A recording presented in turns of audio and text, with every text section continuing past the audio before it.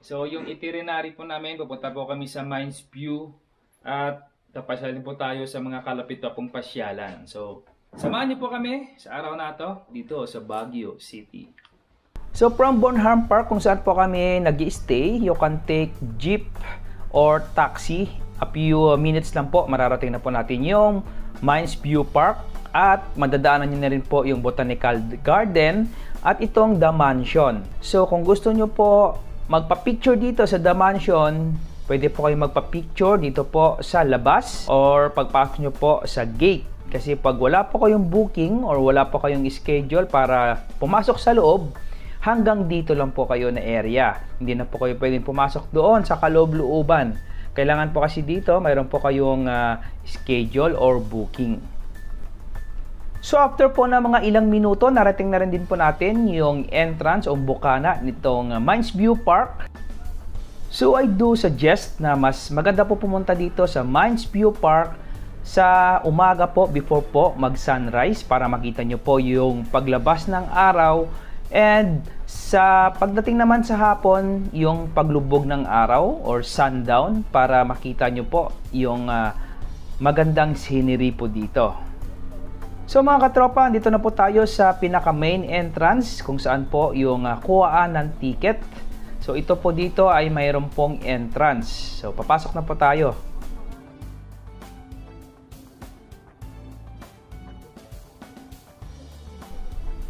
So guys, ito na po yung entrance fee. Sa adult po and children, 10 pesos po. At sa mga children po below 13 years old is 5 pesos.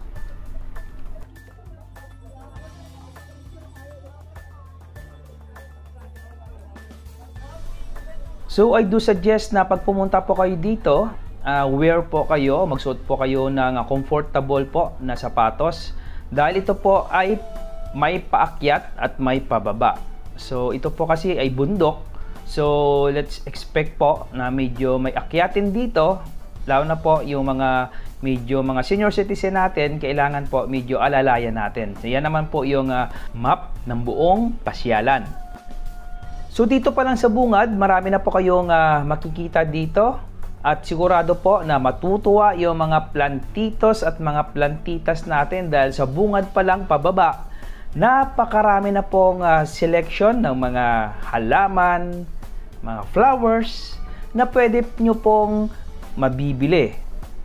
So beside po sa mga halaman at mga bulaklak na napakarami pong nagdi-display dito, pwede din po kayo bumili ng mga souvenir, mga damit, mga pasalubong, at marami din po kayong mabibiling mga pagkain dito. Kaya hindi po kayo magugutom, hindi po kayo mabuboard sa pag-iikot dito.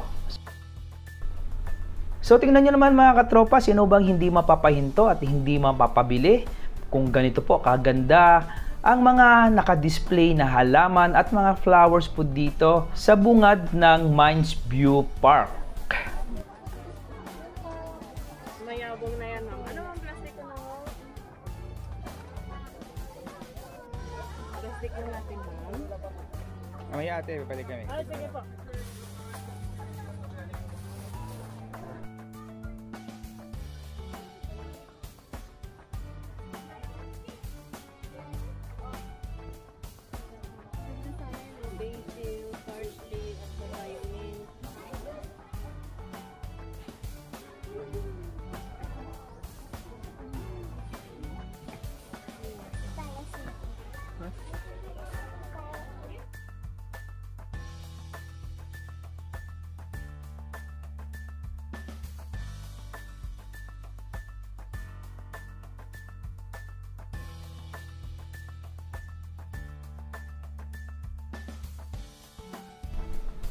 So mga katropa, narating na po natin yung pinaka main attraction dito sa loob. So pwede po kayo magpa-picture sa napakalaking aso po na yan. Yan tawag po ata dyan, Saint Bernard.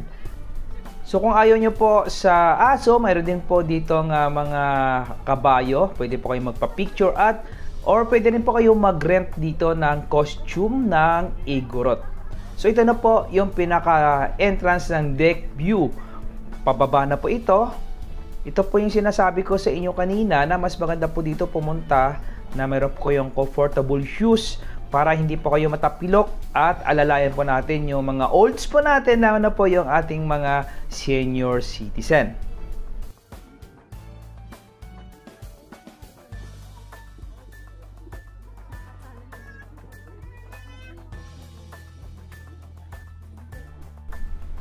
So mga katropa, ito na po yung pinaka deck view ng Mines View Park. Matatanaw na po natin yung overlooking at napakaganda po na view dito po mula dito sa taas. Makikita po natin yung napakagandang kabukiran. Ang Mines View Park po isa sa mga pinakasikat na pasyalan dito po sa Baguio City. Matatagpuan po ito sa hilagang silangan ng lungsod na nag-aalok ng mga nakakamanghang tanawin ng mga Cordillera Mountains. Ang park na ito ay isa sa tanyag na lugar para sa hiking, photography, at picnicking. Maganda rin po dito panoorin yung sunrise at sunset. At ito rin po yung magandang spot sa mga mahilig po mag-video at mahilig po sa photography, lalo na po pagdating sa mahilig sa nature. Mula po dito sa aking kinakatayuan, matatanaw po natin yung mga minahan ng ginto at tanso ng Benguet at ang mga nakapaligid na matatayog na bundok ng Cordillera. Dahil sa ganda ng tanawin, malamig na simoy ng hangin at iba pang maaaring gawin sa liwasan, hindi ito nawawalan ng mga turista dito. Isa din po sa mga pinipilahan dito yung magpa-picture po sa kabayo habang ikaw po'y nakasuot ng sombrero ng parang Indian. So, nasa 100 pesos po ata yung bayad po dyan. Unlimited shots po yan at wala pong time limit.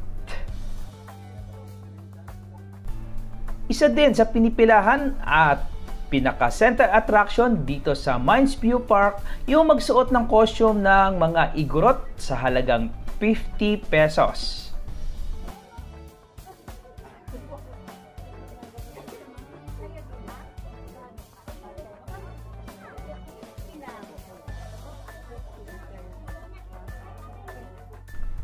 At gusto ko rin po i-remind sa inyo na pag naka-costume po kayo ng igorot, hindi po kayo pwede pumasok doon sa deck view.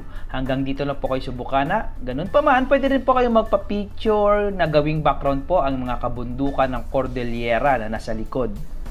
Maraming salamat po mga katropa sa pagsama niyo po sa akin dito po sa napakagandang Mines View Park.